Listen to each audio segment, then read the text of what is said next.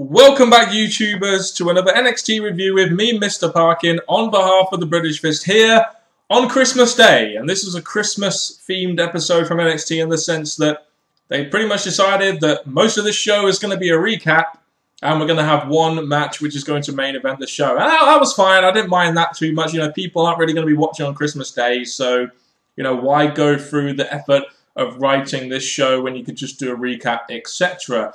And, you know, I'm not really going to talk about the recap stuff. You know, there was some interesting character insights here into Adrian Neville and people such like that. They recapped the NXT TakeOver Evolution main event and what happened there, which led to, you know, Kevin Owens having an interview.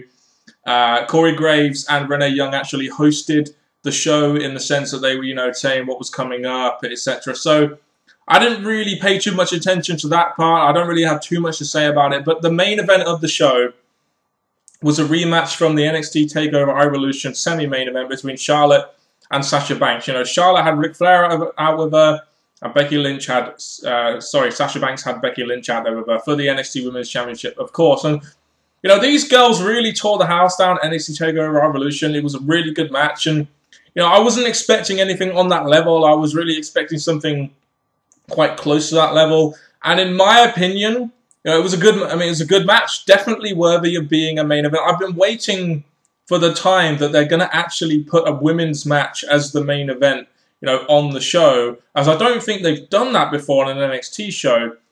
And I think with more time, this could have actually been better, but I was very pleased with what I got here. Like I said, I wasn't expecting anything near as to what they did at NXT TakeOver Evolution, because I feel they should save their best matches for the events like that and not have saved their best matches for TV. I must admit, I did like how Ric Flair was out there and did what a dad is always going to do and make out as if his daughter is the best thing in the world. How many dads in this world do we know that have said their daughter could be president or their daughter could be this? And, you know, it's like an unrealistic goal. Like, Ric Flair said that she was the best diva ever.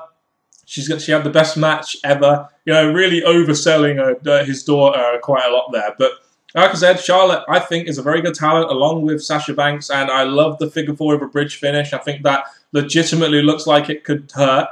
So that's a good finish. And I just wonder, really, what's next for Charlotte now? Are they going to bring her up to the main roster?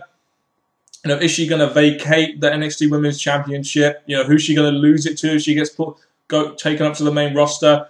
Because I know Triple H is very interested in Charlotte right now and very interested to see what they could do with a Charlotte on the main roster. And they had her lose to Natalya in a debut a few weeks back, which is a bit of an unfortunate event, in my opinion. They should really have had Charlotte win just so that the fans could get a glimpse of what she's all about. But, you know, what is next for Charlotte? I'll leave that to you guys in the comments section.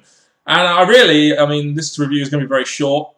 Wasn't really too much on the show to talk about. So I would just like to take this time out, and me and MJ said it in the Q&A yesterday, but we'd just like to take this time to wish you all a very Merry Christmas. And that has been it from me, Mr. Parkin, on behalf of the British Fist. Thank you once again. Goodbye.